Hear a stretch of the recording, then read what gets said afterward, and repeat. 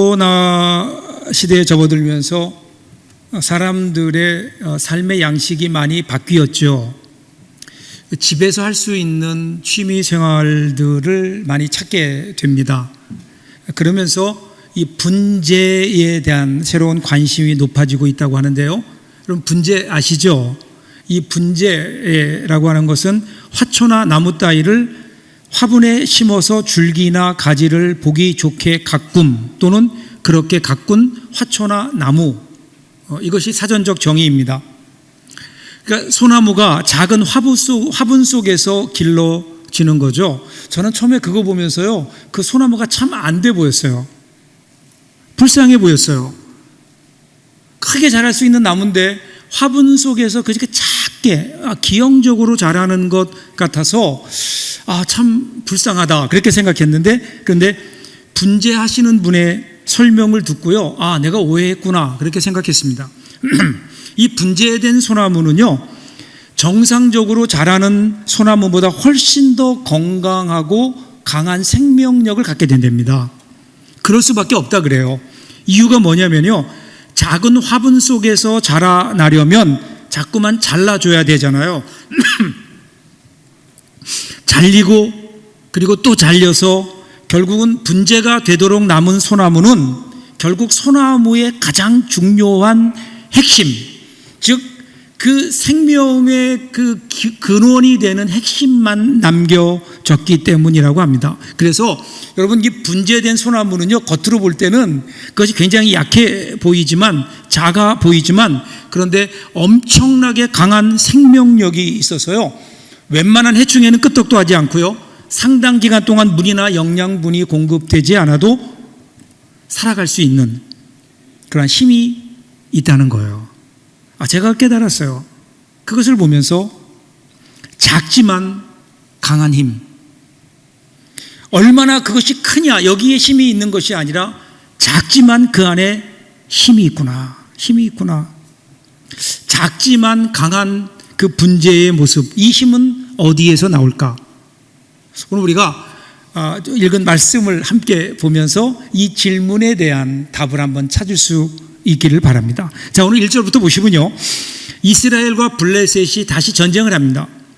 이번에 전선이 형성된 곳은 엘라라고 하는 골짜기입니다. 이 엘라 골짜기는 예루살렘에서 남서쪽으로 한 25km 정도 떨어진 곳에 있는데 양편에는 50m 정도의 어떤 언덕이 이렇게 있고요, 작은 산과 같은 언덕이 있고요, 골짜기가 있는데 골짜기가 400m 정도 이어지게 됩니다.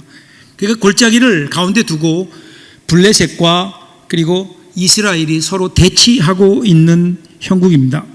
그런데 블레셋 군대가 진을 친 곳, 그곳을 소고 땅 그렇게 얘기하는데, 이 소고라고 하는 곳은요, 원래 유다에 속해 있던 땅이에요. 그러니까 지금 블레셋이 유다를 점령한 겁니다. 그러니까 블레셋이 유다의 땅에 진을 치고 있다라는 사실을 보아도 이미 이스라엘은 블레셋에게 기선을 빼앗기고 있다, 그것을 의미하고 있죠. 그리고 또 하나, 블레셋이 이번 전쟁에서 지금 승기를 잡은 또 하나의 이유가 있습니다. 4절을 보세요. 블레셋 사람들의 진영에서 싸움을 도두는 자가 왔는데 그의 이름은 골리앗이요 가드 사람이라. 블레셋 진영에서 싸움을 도두는 자가 나왔다. 여러분, 고대 근동에서 그 전쟁할 때 전쟁하는 방법 중에 하나가 대표전입니다. 이 대표전이라고 하는 것은 양 진영에서 한 명씩 대표되는 장수가 나와서 전투를 합니다.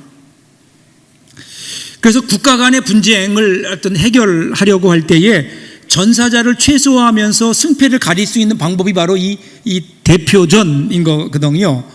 그러면서 그때 블레셋의 대표가 누구냐면 골리앗이라고 하는 사람이 나온 거예요. 골리앗. 그런데 성경은 그를 어떻게 지금 그리고 있는가 하면요, 그의 신장은 6규빗 한 뼘이다. 여러분 기억하세요? 규빗이라고 하는 성경에 나오는 이 단어는요, 규빗은 성인의 팔꿈치에서부터 손끝까지의 거리예요.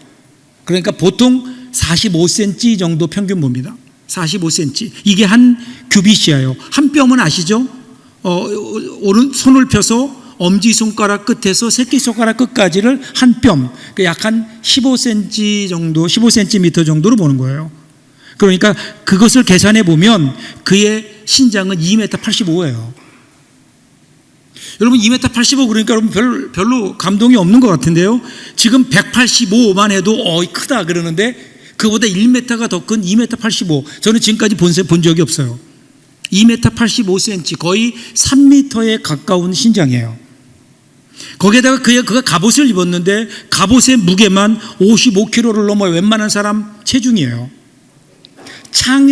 긴 창을 가지고 있는데 창 끝에 있는 그 창의 날만 7kg을 넘어요. 그러니까 우리도 들기에 버거운 그것을 마음대로 휘두르면서 공격 무기로 사용하고 있는 위협적인 전사의 모습입니다. 이런 그가 블레셋 진영에서 나와서 이스라엘을 향해서 지금 싸움을 걸고 있는 거예요. 이렇게 얘기해요. 8절 9절 보세요. 그가 서서 이스라엘 군대를 향하여 외쳐 이르되 너희가 어찌하여 나와서 전열을 벌였느냐. 나는 블레셋 사람이 아니며 너희는 사울의 신복이 아니냐. 너희는 한 사람을 택하여 내게로 내려보내라. 그가 나와 싸워서 나를 죽이면 우리가 너희의 종이 되겠고 만일 내가 이겨 그를 죽이면 너희가 우리의 종이 되어 우리를 섬길 것이니라. 자, 여러분 지금 도저히 힘으로는 당해낼 수 없을 것처럼 보이는 괴물 같은 골리앗이 나와서 내가 대표로 나왔다. 너희 중에 대표로 한 사람이 나와서 나와 싸워서 이기는 사람이 지는 사람이 이기는 그 쪽에 종이 되기로 하자. 승패를 가르자. 이렇게 도발하고 있는 겁니다. 자, 이에 대한 이스라엘 군대의 반응이 나옵니다. 11절 보세요. 사울과 온 이스라엘이 블레셋 사람의 이 말을 듣고 놀라 크게 두려워하니라. 사울을 비롯한 이스라엘 모든 사람들이 두려워서 놀랐다. 여러분 블레셋에 골리앗이 있다면 이스라엘은 누가 있죠? 사울이 있어요. 사울이 왕으로 뽑힌 이유가 그거잖아요. 다른 사람보다 어깨 위에 머리 하나는 더하더라. 사울도 나름대로 기골이 장대했던 사람이거든요. 그런데 골리앗 앞에 서니까 어린아이가 되는 거예요. 그러니까 사울이 가장 큰 용사였는데 그 사울조차도 지금 골리앗 앞에 두려워 떨고 있는 겁니다. 거기에다가요, 흥미로운 것은 요나단이 등장하지 않아요. 요나단도 침묵하고 있어요. 여러분 요나단 아시죠? 지난주에 우리가 살펴봤잖아요. 14장을 볼 때에 그때 그가 여호와의 구원은 사람의 많고 적음에 달리지 아니했다. 그래서 그렇게 강대해 보이는 블레셋 진영에 군사 하나만 데리고 들어가서 완전히 전세를 역전시켜 버렸잖아요. 그로 말미암아 이스라엘이 이길 수 있었잖아요. 그렇게 믿음으로 용감하게 나아갔던 요나단, 그 요나단마저도 보이지가 않아요. 요나단도 어쩌면 두려워 떨고 있는 것으로 보여집니다. 왜 그럴까요? 왜 요나단마저도 이렇게 침묵하고 있을까? 여러분, 우리는 여기서요 믿음의 원리를 봅니다. 믿음이 뭘까요? 여러분, 지난번에 요나단이 그렇게 승리할 수 있었던 것은 요나단의 힘이 아니라 하나님의 능력이었어요. 그것이 바로 믿음의 결과였다는 거예요. 요나단이 그때는 하나님을 믿었어요. 블레셋을 보면서도 그 블레셋 너머에 역사하시는 하나님을 보았어요. 그 하나님을 알았다고요. 그러니까 그 하나님을 보면서 그는 힘을 얻어서 여호와의 구원은 숫자에 달리지 않았다 강력하게 외치며 나아갈 수 있었는데, 그런데 지금은 아닌 거예요. 여러분, 믿음은 분명히 힘이고 능력입니다. 그런데 나의 힘이 아닙니다. 나의 능력이 아닙니다. 내가 힘이 있어서 어떤 나의 능력이 생겨나는 것이 아니라, 믿음이라고 하는 것은 전지전능하신 하나님, 지금도 살아 역사하시는 그 하나님이 지금도 함께 하시며 나와 함께 하신다라고 하는 믿음을 가지고 그 하나님이 원하시는 일이기 때문에 하나님께서 원하시는 그곳을 향해 나아갈 때에 그때 거기에 하나님이 함께 하심으로 일어나는 하나님의 능력, 하나님이 함께 하심으로 되어지는 기적 같은 역사, 여러분 이것이 바로 믿음의 역사인 거예요. 그래서 믿음이라고 하는 것은요, 내가 이루어내는 게 아니에요. 내 힘으로 이루는 게 아니에요. 그 하나님을 바라보는 거예요. 그 하나님이 계심을 아는 거예요. 그 하나님을 믿는 거예요. 여기에 믿음이 있죠. 그런데 요나단은요, 지난 14장에서는 분명히 믿음의 사람이었는데 여기에서는 믿음의 사람이 되지 못하는 거예요. 그러면 이것이 여러분 믿음인 거예요. 한번 믿음을 가졌다고 계속 믿음의 사람으로 사는 게 아니라고요. 믿음이라고 하는 것은 그러기에 날마다 하나님을 바라보는 겁니다. 어제의 믿음이 오늘의 우리의 믿음을 보장하지 못해요. 오늘 내가 믿음으로 행했다고 내일도 그렇게 할 수 있는 게 아니에요. 믿음의 능력은 우리 안에 있는 게 아니라니까요. 우리는 매 순간 하나님을 바라보는 거예요. 그 하나님의 능력을 우리는 믿는 거예요. 그리고 그 힘입어서 그렇게 믿음의 자리를 향해 나아갈 때 그때 하나님께서 거기에 그 믿음의 결과로 하나님의 능력을 보여주시는 거라고요. 그러므로 여러분 믿음이라는 것은 언제나 현재형이에요. 오늘 하나님을 바라보는 것, 골리앗을 바라보는 것이 아니라 하나님을 바라보는 것. 그런데 결국 사울과 이스라엘은 이 하나님을 바라보는데 실패했어요. 바라보지 못했어요. 그래서 그들은 결국 어떻게 됐죠? 실망하고 좌절하고 두려워 떨며 숨어 있는 거예요. 이렇게 엘라 골짜기에 두려움과 절망으로 가득 쌓여 있을 때 그때 성경은 12절에서 이제 엘라 골짜기에서 다른 곳으로 초점을 옮기십니다. 멀리 유다 베들레헴이라는 곳이에요. 12절 보세요. 다윗은 유다 베들레헴 에브라 사람 이세라 하는 사람의 아들이었는데 다윗에게로 하나님께서 그 초점을 옮겨 가시는 거예요.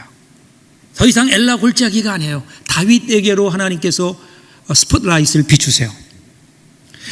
다윗은 이새의 8 아들 중에 막내죠.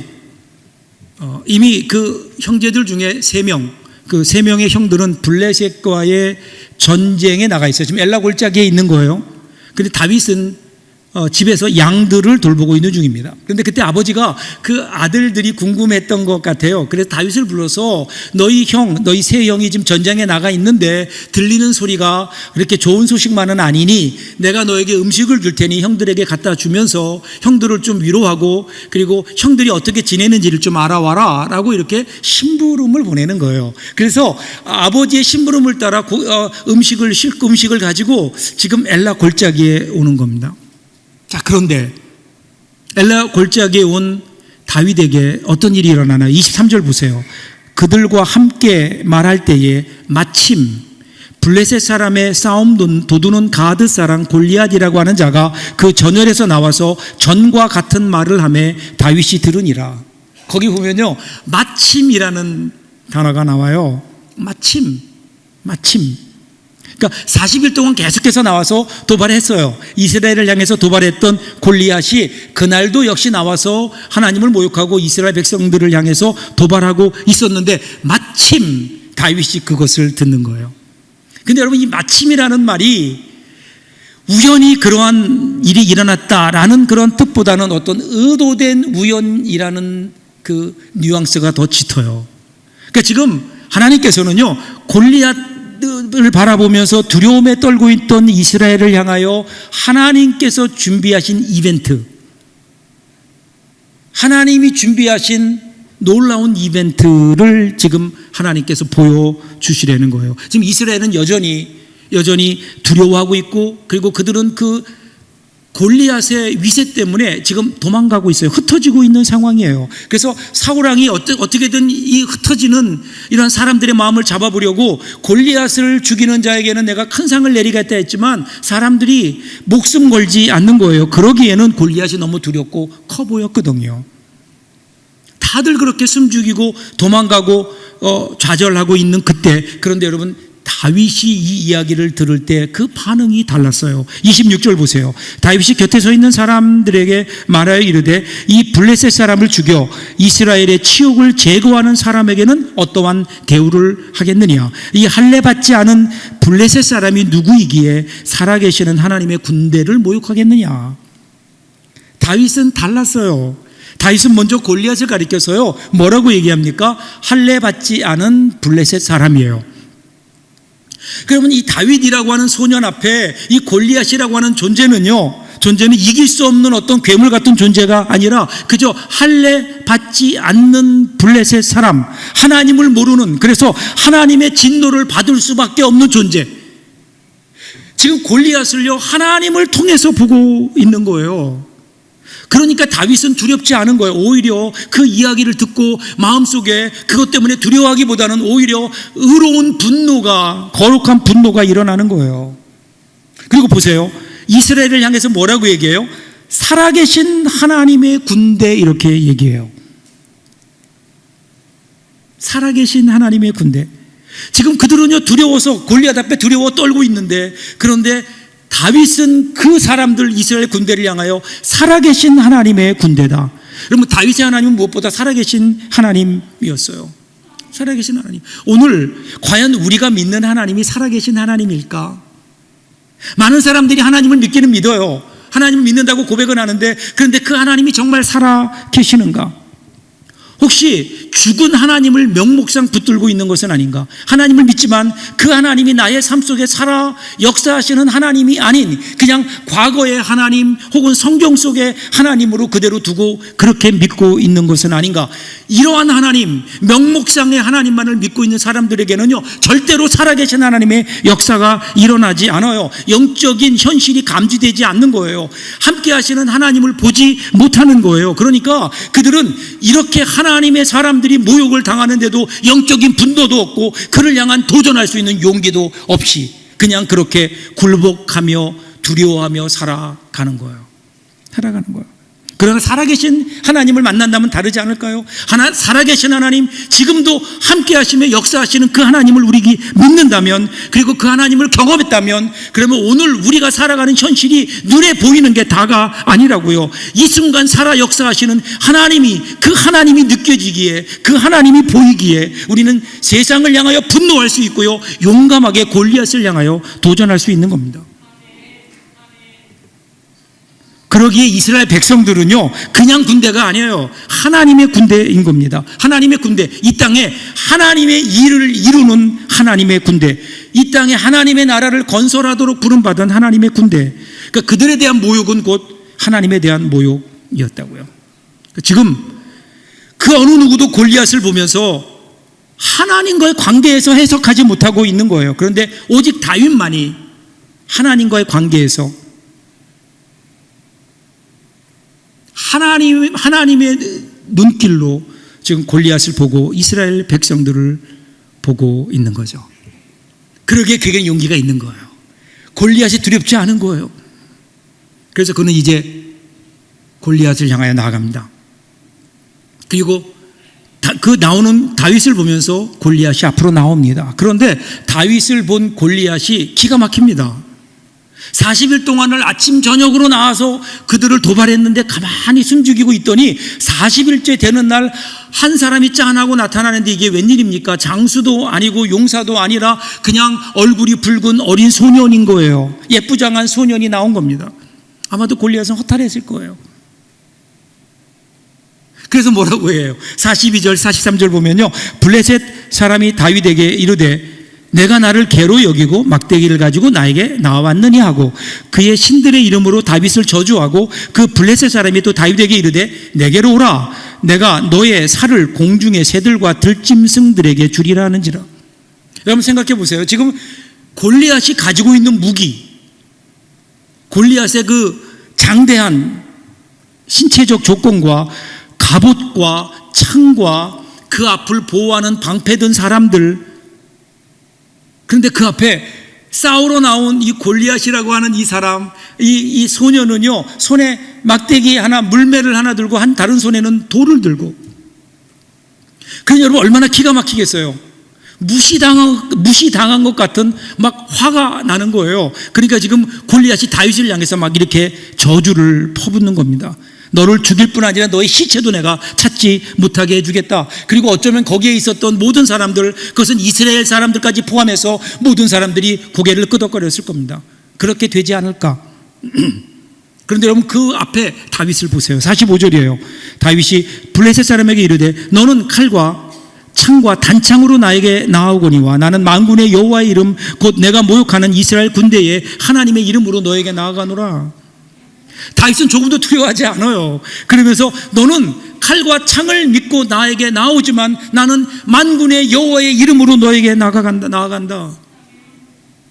무엇이 이를 이렇게 다르게 만들었을까요? 여러분, 사람에게는 두 종류의 눈이 있죠. 하나는 그냥 우리가 바라보는 육신의 눈이에요.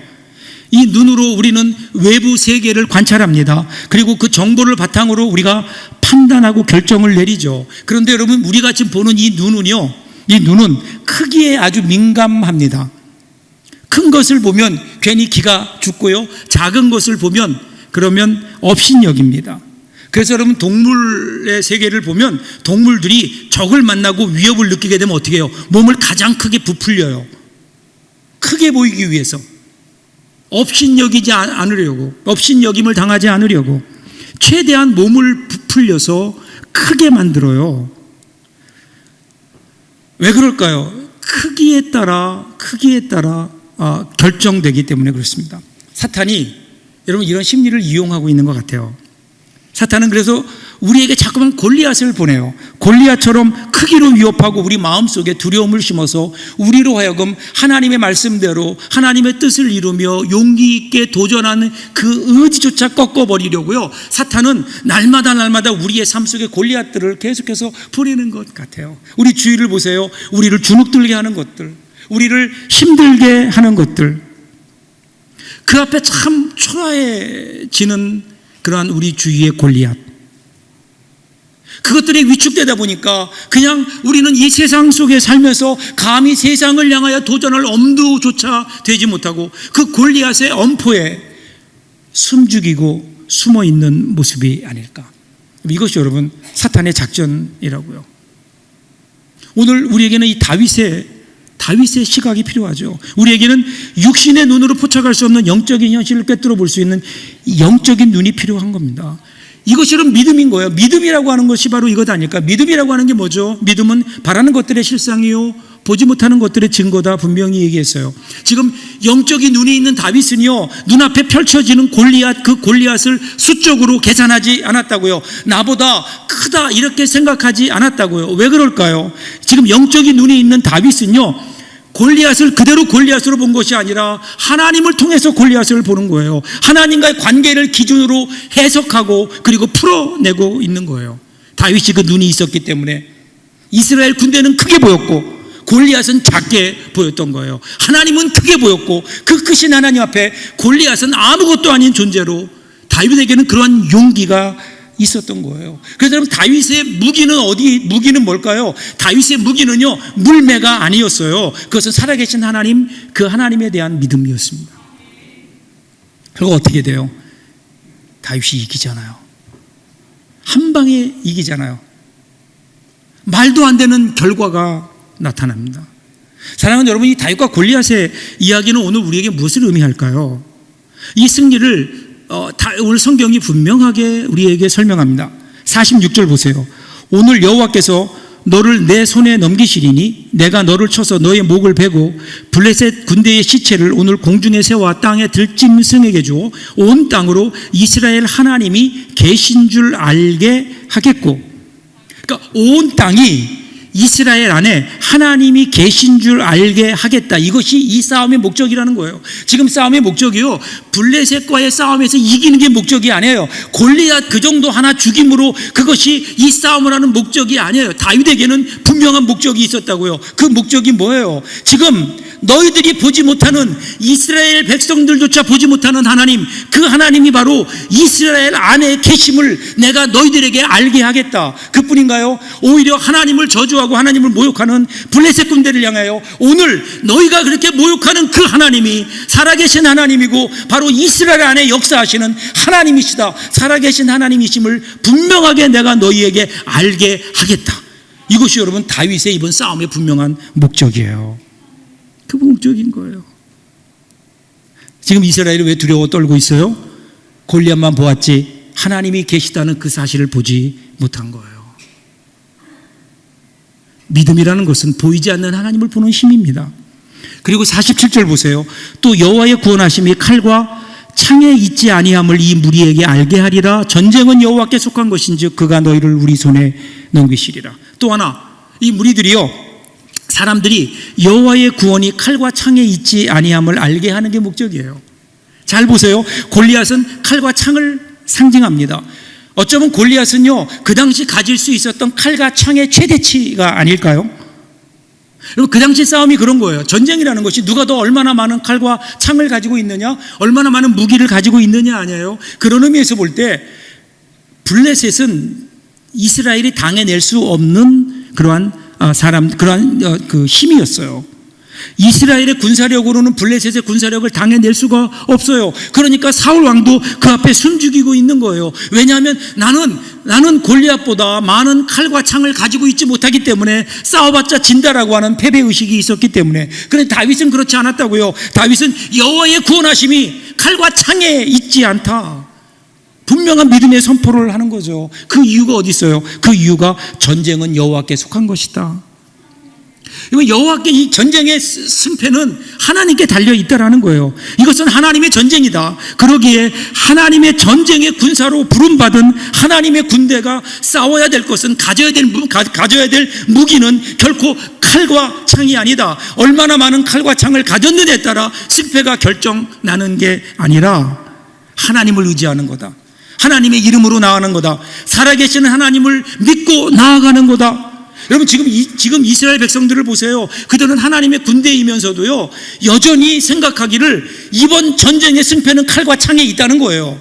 그런데 우리는 이 칼과 창이 약하니 이길 수 없다, 그렇게 골리앗 앞에 쩔쩔매고 두려워하고 있는 이러한 모습이에요.